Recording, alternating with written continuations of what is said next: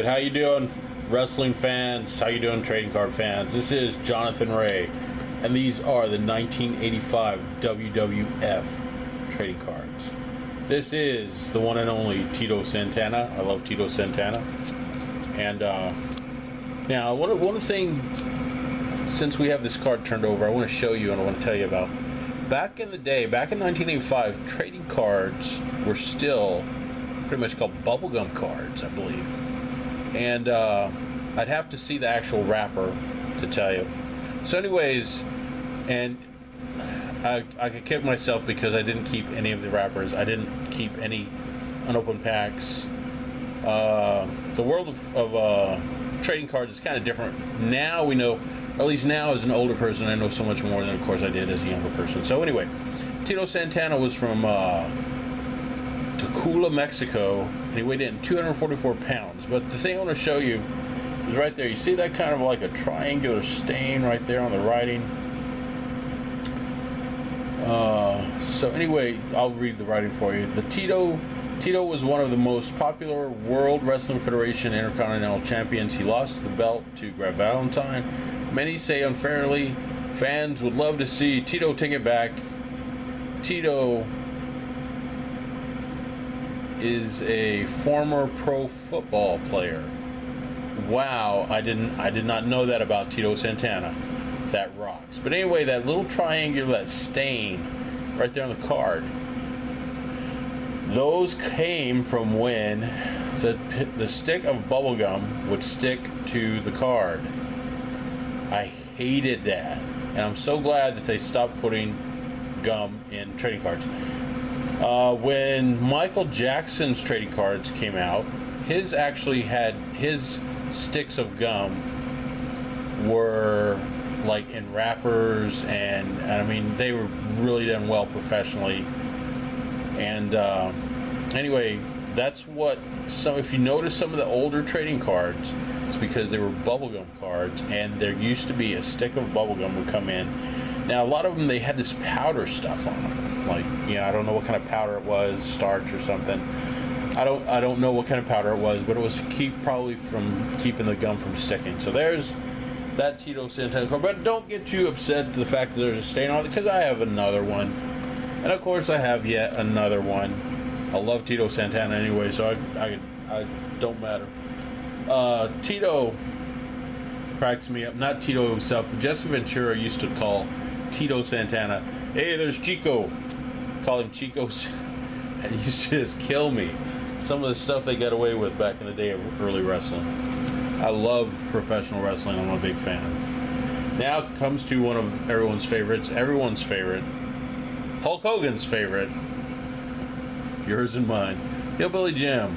And you see Hulk Hogan is in the, hey, brilliant move on Hulk Hogan's part. Get yourself out there, So anyway, and I'm sure that Hulk wasn't the one who picked the designs for these cards and all that stuff. So I just think it's awesome. Hulk Hogan helping his buddy Hillbilly Jim. Hillbilly Jim at one time wrestled in Memphis, Tennessee. Maybe, I don't know if he was using the name Hulk Hogan yet, but Hulk Hogan wrestled in Memphis, Tennessee. Everybody, a lot of major professional wrestlers, a lot of the talent have come through Memphis, Tennessee at one time or another. Gosh dang, we got plenty of these old Hulk Hogan Hillbilly Jimmy cards. Alright, now we're coming to this will be the, I'm not really keeping score, I probably should be, but this will be the third card out of the series, out of 66. This is the third card that I have that has Hulk Hogan in it, or on it. And this one looks a lot like the other one, just a different colored background to me. And so there's that one. Here's another Hulk Hogan card. Here's another Hulk Hogan card. What? Here's another Hulk Hogan card for you. And no, that's the end of the Hulk Hogan cards. So those are the Hulk Hogan cards. Now, this guy, Mr. Fuji. Mr. Fuji was a professional wrestler. Mr. Fuji also, he was partnered up before I ever, in the early days, before, the 80s. He was tag team partner with Professor Toru Tanaka, I believe was the guy's name. So this is Mr. Fuji, and they always build him as from Japan. Let's see. He came from Osaka, Japan, weighing in at 253 pounds. Mr. Fuji. And of course, again, yes, Mr. Fuji. Now I want to say possibly, because Johnny's getting up there in age. Get a good shot of the card for you there. I want to say maybe I did see some Mr. Fuji wrestling matches in the WWF way back. Okay, this is Mike Rotundo and Barry Windham. Yeah, buddy. Mike Rotundo, this guy right here, he went in. Mike Rotundo, I believe, is the father of Bray Wyatt and of Bo Dallas. Is that right? So anyway, that's Daddy, and this guy over here, that's Barry Windham. Barry was always one of my favorites. Barry went on to be a member of the Four Horsemen with Ric Flair. Now I don't remember. Let's check out the back here.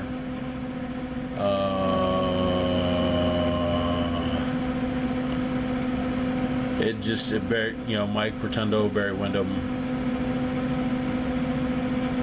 They were tag team champions until March of 1985, when they lost the belts to Iron Sheik and Nikolai Volkov. It says they were the World Wrestling Okay, so they were the World Wrestling Federation tag team champions. I want to say heavyweight, but maybe heavyweight. I don't know. See, there's so many things in the phrasing of the belts and the championships that I'm used to saying or thinking that it's part of there, but when you actually look, it's not actually written. Mike Rotundo went on to be IRS, Irwin R. Shyster, and he wrestled, under that name for a lot of years. But I always liked Mike Rotundo as Mike Rotundo, and I like Barry Windham as Barry Windham. Barry Windham, like I said, he went on to join the Four Horsemen. I would love to meet Barry Windham sometime and try to get like one of these cards autographed. That would be awesome.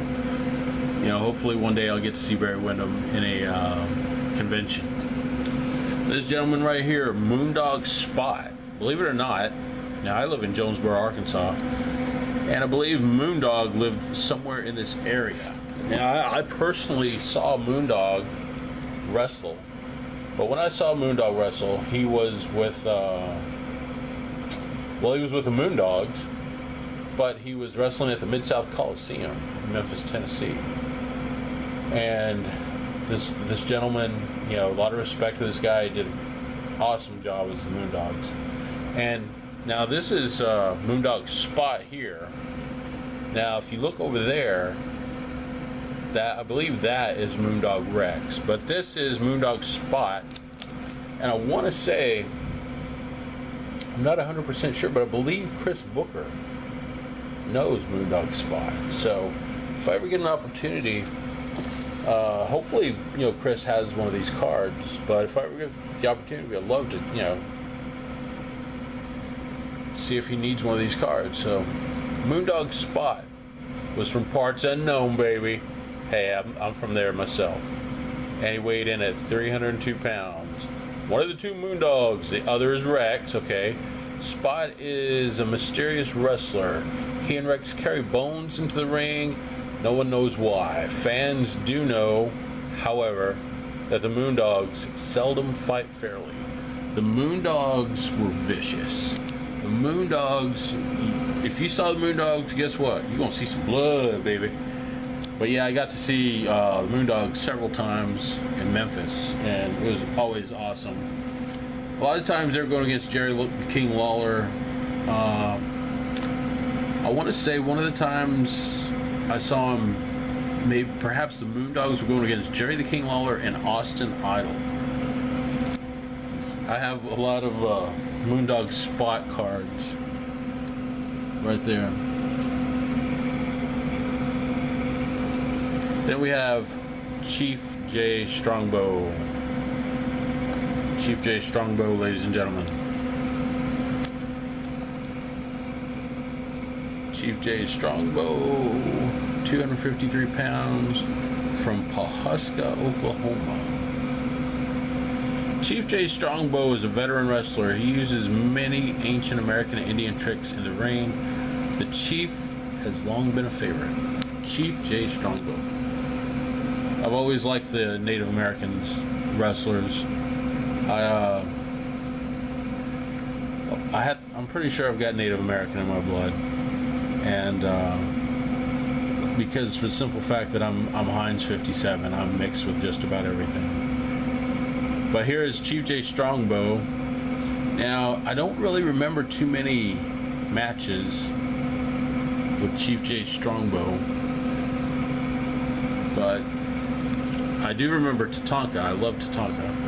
There's Chief J. Strongbow, Wahoo McDaniels. I used to get kind of confused on the two, but here's Chief J. Strongbow, which I think that was an awesome name, and I love that headdress, and they did a great job with the card. Let's, since we got it here, go ahead and flip it over for you. Weight at 253 pounds. Weight at 253 pounds, from Pawhuska, Oklahoma. Guess what? I already read that for you. See, Grandpa's getting up there in age. Gotta forgive me, guys. Okay. This is George the Animal Steel. George the Animal Steel. George the Animal Steel weighed in at 288 pounds, from Detroit, Michigan. And this man was also, see again, the stain from the chewing gum, bubble gum. This guy was, believe it or not, he had an awesome career as a collegiate football coach. And I'm going to go ahead and stop this video on George the Animal Steel. We'll pick back up for you. And tune in again to the next video. I hope you've enjoyed looking at these cards. I hope you'll leave comments in the comment section below. Please subscribe to my channel, please. Let me know what type of videos I would love. One of my thoughts and ideas is to make videos, possibly like a short video on every single card in detail, and not do such a quick skim job over. So anyways, thank you for watching this video. I hope you've enjoyed it as much as I've enjoyed being with you. Till next time, ding ding.